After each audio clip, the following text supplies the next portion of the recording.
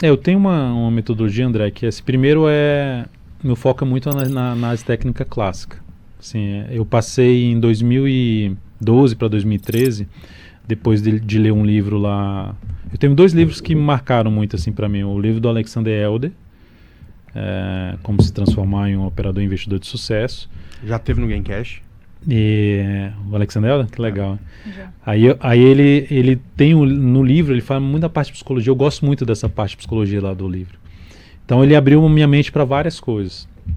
E uma das coisas que eu, não das estratégias em si dele, eu uso a média móvel exponencial de 13 períodos até hoje por causa do Alexander Elder. Botei, acostumei e depois eu testei várias outras, mas enfim, terminei ficando com ele não usa mais, exponencial de 13, ele não usa mais. Mas é isso, eu falo para todo mundo, não existe a melhor média.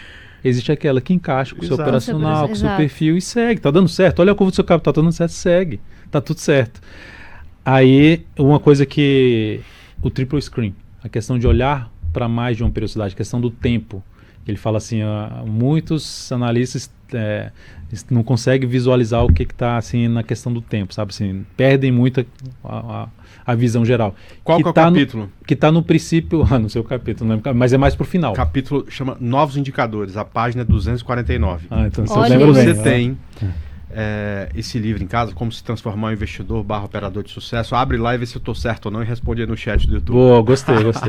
Só falta o cara ter uma versão mais nova, mudou a página. Mudou a página. Aí ele fala sobre o triple screen. E na teoria de Down, dos pontos é que a tendência tem 3 fases. Né? Não a fase, são 3, o mercado tem 3 tendências: primária, secundária e terciária.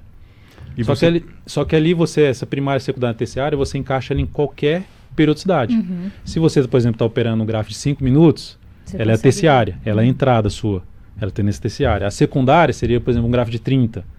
E vamos supor que a primária fosse o diário, ou um gráfico de 120, 150 minutos. É engraçado, porque é a mesma coisa e tal. A gente só faz a leitura de uma forma um pouco diferente. Assim. Primeiro, esse negócio de olhar 3 tempos gráficos, para mim, é a base, minha base. Do que eu faço hoje em dia e o que melhora muito meu índice de acerto. Porque às vezes, no day trade, os 5 minutos te dão a informação de que está na hora, mas quando você vai olhar outros tempos gráficos, você percebe que está fora do prumo, você vai comprar num ponto de resistência, ou que você vai vender num ponto de suporte. Isso me ajuda demais. A única diferença é que o gráfico de 5 minutos, para mim, por exemplo, não é o primário, é por secundário. Então, o 1 é como se fosse o primário e o 15, por exemplo, o secundário. Então, o que muda é como é que é essa referência. Mas a gente usou a mesma coisa para fazer um setup diferente. Né? Então, a metodologia, ela leva em consideração o quê? Eu levo em consideração muito a questão da janela temporal. Então, lá ele fala do fator 5, fator temporal 5. Por quê? Porque uma semana você tem 5 dias.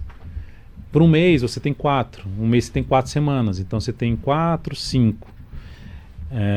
E aí eu comecei a criar um fator temporal desse jeito. Por exemplo, do gráfico hoje diário, se eu vou fazer um swing trade, eu não tomo uma decisão. Se eu quiser colocar uma entrada um pouco mais curta, eu não vou usar o G60. Eu uso o 105. Pô, mas por que 105? Se eu pegar os 105 minutos hoje, você botar lá no Profit 105, ele vai te dar 4 candles fechadinhos para dar um dia. Então a referência ali que vai ficar entre eu uso referência entre 4 a 6 períodos. Então toda e qualquer decisão que eu vou tomar de entrada em um tempo gráfico, por exemplo 5, eu tenho que olhar pelo menos 1 a 2 periodicidades acima. Então eu tenho que olhar um gráfico de 30 minutos. Então 4 a 6. Então o de 30 para cima eu olho um de 120. Então sempre eu amarro as periodicidades no fator de 4 a 6. Porque às vezes você vai tomar uma decisão no gráfico 5 minutos olhando o diário, a distância é muito grande. E às vezes está acontecendo outros movimentos antes de acontecer aquele movimento que você está vendo que vai acontecer pelo diário. E aí você vê que a coisa não conversa, né? Não conversa. Então você tem um desencaixe temporal. Então minha metodologia leva primeiro em consideração uma relação temporal, pelo menos de olhar 2 janelas acima da que eu vou fazer a entrada. Então eu vou tomar uma decisão em uma, olho 2 janelas acima, assim, como se fosse a secundária e a primária, que é a tendência.